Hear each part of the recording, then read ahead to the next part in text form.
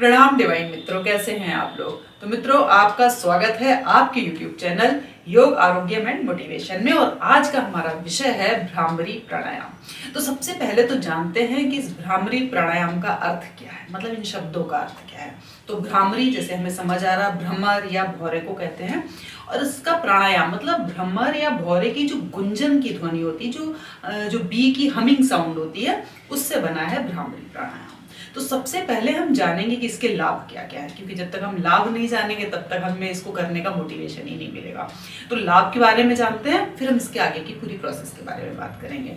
तो इसका जो सबसे बड़ा लाभ है वो ये आपके माइंड को एकदम शांत कूल रखता है। मतलब जो भी गुस्सा है, क्रोध है, इन सब चीजों को कंट्रोल करता है। और साथ ही साथ जो भी अनिद्रा की प्रॉब्लम है या आपकी बीपी का जो भी प्रॉब्लम होता है उसको बैलेंस करता है, नर्वस सिस्टम को रिलैक्स करता है और आपकी त्वचा को एकदम से ग्लोइंग करता है। मतलब एंटी एजिंग का काम करता है, समझिए आप। और जो भी हार्ट के ब्लॉकेज हैं या फिर गले की कोई भी समस्या है, विजन की क्लैरिटी को ठीक करता है, मतलब विजन को अच्छा करता है। अगर लकवे की शिकायत है तो उसमें भी फायदा देता है। माइग्रेन की शिकायत है तो उसमें भी फायदा करता है।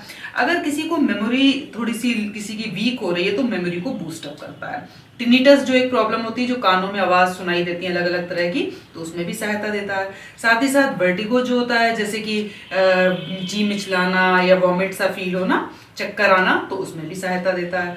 और ये पीनियल और पिट्यूटरी ग्लैंड को स्टिमुलेट करता है। तो ये सारे जो हुए, ये तो हैं हमारे सारे जो शारीरिक लाभ है उनकी बात हुई। अब हम बात करते हैं कि इससे आध्यात्मिक लाभ क्या क्या होता है। तो मित्रों, जैसे कि आप जानते हैं कि बांसुरी में बहुत सारे छिद्र होते हैं।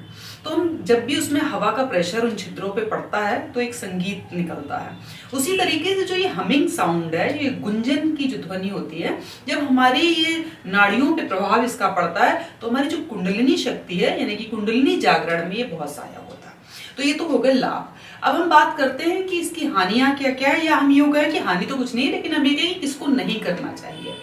तो जो ऐसे लोग हैं जिनको कान की कोई प्रॉब्लम है, या जो प्रेग्नेंट फीमेल्स होती हैं, या किसी को चेस्ट पेन की दिक्कत है, या किसी को मिर्गी के दौरे आते हैं, तो उन सबको ये नहीं करना है। और साथ में ये एक ऐसा प्राणायाम है जिसको लेट के कभी भी नहीं करना है। तो ये जो बात हमने की लाभ और हानि की हो गई। अब हम बात करेंगे कि इसकी प्रोसेस क्या है।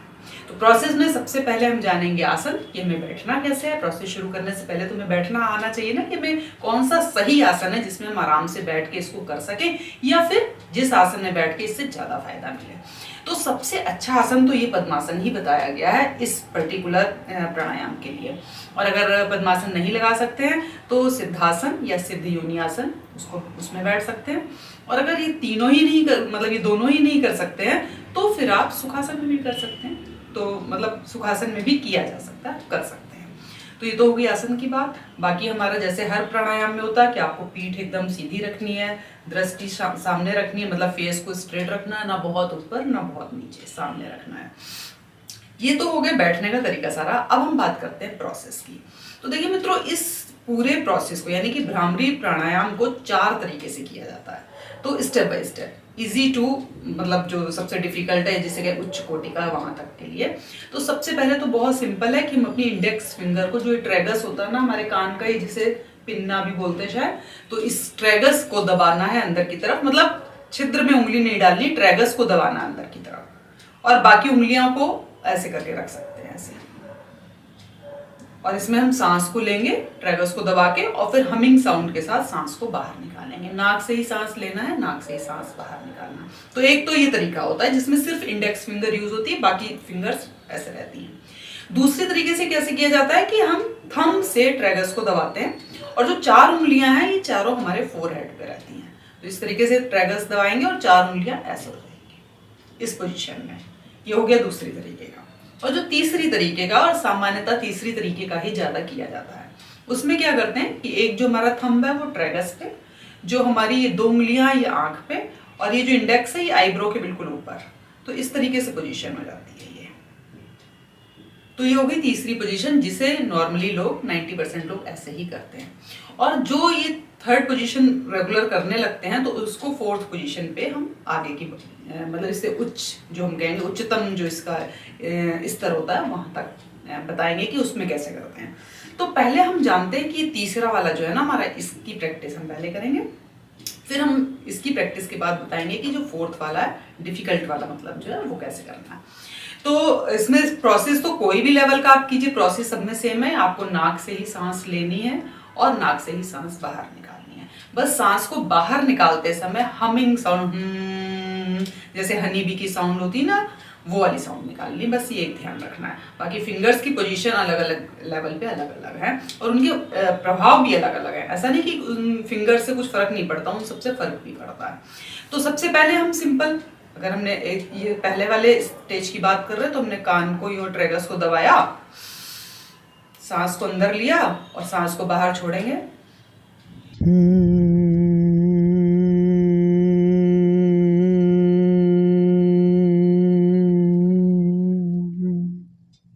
दूसरे में भी हमने क्या किया, थंब से कान को दबाया और चारों फिंगर्स हमारी माथे पे रहेंगे और इसको ऐसे करेंगे।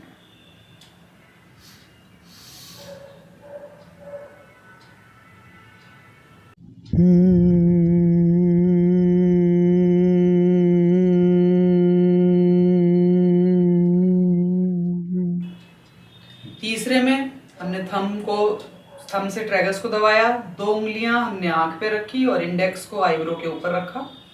बहुत हल्के से रखना, दबाना नहीं है आंख को, ऐसे। और फिर हमने सांस को गहरा भरा,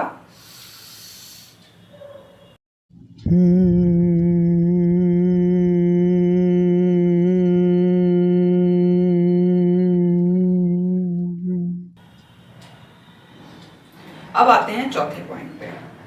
चौथा जो इसका लास्ट मतलब जो इसका डिफिकल्ट स्टेज है। और दोस्तों एक चीज और मैं आपको बताना भूल गई, वो जरूर ध्यान रखना है कि जब हम हमिंग साउंड को निकालते हैं, सांस को मतलब बाहर निकालते हैं, तो आपके जो दांत है ना, जो ये जबड़ा है, तो नीचे के सारे दांत और ऊपर के सारे दांत आपस में टच नहीं होने चाहिए, उनके बीच में गैप रहना चाहिए। और आपकी जो टंग है वो ऊपर तालू में हल्की सी टच होनी चाहिए, तो साउंड बहुत अच्छी निकलेगी। एक बार इसको करके देखते हैं इस तरीके से कि आपको दांत अलग रखने हैं, एक दूसरे से गैप रखना दांतों का, ऊपर नीचे के टच नहीं हो आपस में, और टंग को ऊपर तालू में हल्का सा टच करके रखेंगे। तो एक बार फिर से करते हैं।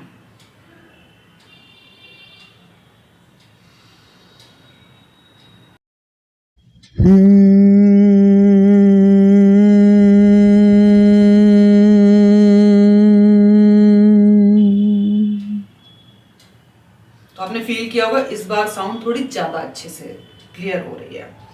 और इसमें बहुत ध्यान रखना है कि जब ये साउंड हो तो आपको अपने ब्रेन में इस वाइब्रेशन को फील करना है। ऐसे लगना चाहिए कि ब्रेन में ये वाइब्रेट कर रहा, पूरा ब्रेन की सारी नर्व्स जो है वाइब्रेट करने लगी हैं, तभी इसका इफेक्ट ज्यादा अच्छा आता है। अब हम चौथे की बात करते हैं। चौथे में देखिए क्या है, आपको जो फिंगर्स की पोजीशन है वो षडमुखी मुद्रा, यानी कि आपको जो 6 द्वार होते हैं उनको बंद करना है फेस के, और साथ में आपको खेचरी मुद्रा लगानी है। जो हमारी टंग है इसको पलट के पीछे की तरफ ले जाते हैं, जिसे खेचरी मुद्रा कहते हैं। और इसके साथ में आपको अंतः कुंभक भी लगाना है और आपको बंद भी लगाना है। तो ये 4 चीजें हो गई चौथे स्टेज में, षडमुखी मुद्रा और खेचरी मुद्रा और अंतः कुंभक और बंद।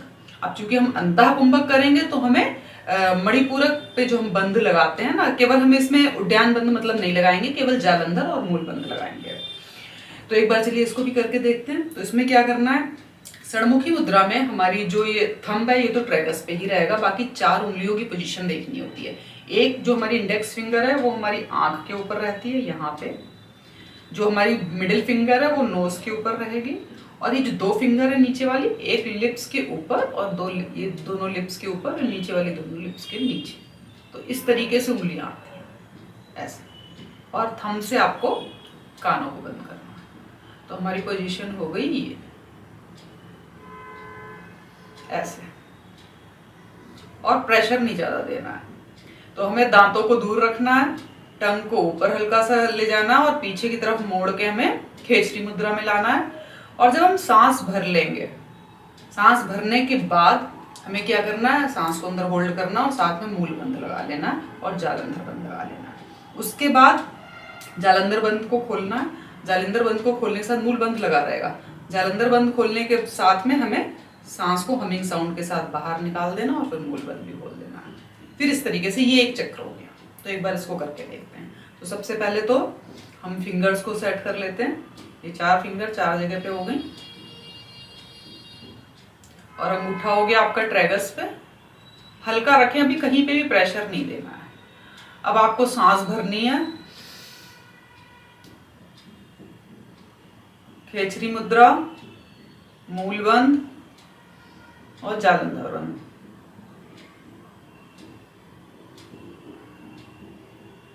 जालंधर बंद ओपन और सांस को बाहर छोड़ना है।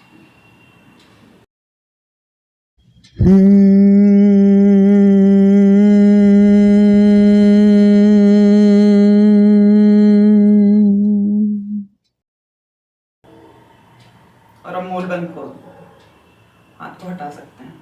तो इस तरीके से ये एक चक्र हुआ। तो आप इसको हम, ये थोड़ा सा लास्ट लेवल का हो जाता है, इसको हम बाद में भी जब प्रैक्टिस हो जाए तब कर सकते हैं। तो पहले में जो तीसरे नंबर का वो सबसे बेस्ट रहता है, जिसमें हम ट्रैगस को दबाते हैं और हमारी 2 उंगलियां होती हैं आंखों के ऊपर और एक होती है आईब्रो के ऊपर, और इस तरीके से हाथ होता है। तो ये सबसे अच्छा है, इसको आप प्रैक्टिस में कीजिए। सांस को भरना है,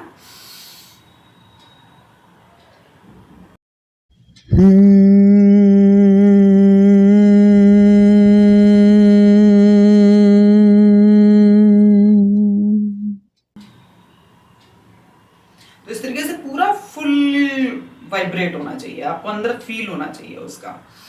तो ये तो हो गया कि किस किस तरीके से ये प्रोसेस करते हैं हम। अब आती है बात कि इसको कब करें और कितना करें। तो सबसे अच्छा है इसको आप सुबह उठ के करिए, जब सो के उठते हैं, या फिर जब आप सोने जा रहे हो तब आप करिए, क्योंकि दोनों ही टाइमिंग ऐसे होते हैं जब बाहर का शोरगुल बहुत कुछ हमारे आसपास नहीं होता, शांत माहौल होता है। तो इसको हम उस समय करें तो ज़्यादा अच्छा रहता है। बाकी अगर आप किसी परेशानी में हैं, टेंशन में, तो आप कभी भी कर सकते हैं। इस प्राणायाम में ऐसा कुछ फिक्स नहीं है, बस इसका एक ही नियम है, इसको लेट के कभी भी नहीं करना है। कितना करना है, आप इसको शुरू में 5 से 10 साइकिल तक कीजिए इसकी, और उसके बाद आप इसको धीरे धीरे बढ़ा के 10 से 15 मिनट तक भी कर सकते हैं। अब बात आती है कि जब आप इसको करें तो आपका सजगता जो होती है ना, आपका कंसंट्रेशन किस जगह पे होना चाहिए। तो अगर हम शारीरिक रूप से बात करें तो आपका कंसंट्रेशन जो है वो होना चाहिए, आपकी जो ब्रेन में साउंड हमिंग की आ रही है ना, तो आपका कंसंट्रेशन उस साउंड पे हो और आप फील करें कि मेरा जो माइंड है वो एकदम से वाइब्रेट हो रहा है और बहुत पॉजिटिव कहना चाहिए, लाइटिंग अंदर हो रही है, लाइटनिंग, और बहुत अच्छा साउंड हो रहा है, बहुत अच्छा फील हो रहा है, ऐसी वाइब्रेशन आप फील करें। और जो आपकी आध्यात्मिक सजगता है वो आपके आज्ञा चक्र पे होनी चाहिए। मतलब आपकी जो नज़र है, जो इंटरनल आईज हैं, उनको आपको आज्ञा चक्र पे रखना है, और आपका जो सोच है, जो विचार है, उनको आपको उस आवाज पे, उस ध्वनि पे रखना है। तो जब ये कॉम्बिनेशन बनता है तो ये प्राणायाम बहुत ही अच्छा होता है। तो आप इसकी प्रैक्टिस कीजिएगा, और कोई भी सजेशन हो या कुछ भी पूछना हो तो आप कमेंट में पूछ सकते हैं। मिलती हूँ आपको अगले वीडियो में, तब तक के लिए जय हिंद, जय भारत, जय श्री कृष्णा।